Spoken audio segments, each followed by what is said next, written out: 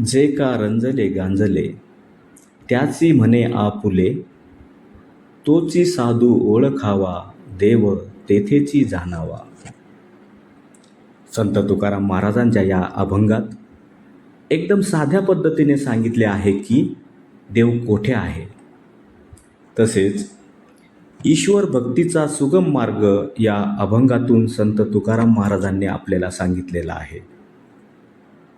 आणि म्हणूनच की काय, मराठा उद्योजक लॉबीमार्फत आषाढी वारीनिमित्त आळंदी ते पंढरपूर पायी वारी करणारे वारकरी हे पायी चालून चालून थकतात, दमतात आणि अशा या थकलेल्या दमलेल्या वारकऱ्यांची या वाटेवरती मराठा उद्योजक लॉबीतील डॉक्टर, समाजसेवक, सभासद हे पायाला तेल लावून मालिश करतात, मसाज करतात आणि ते देखील मोफत.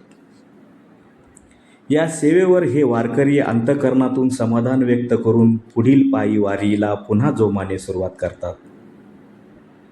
म्हणतात ना, जनसेवा हीच ईश्वर सेवा.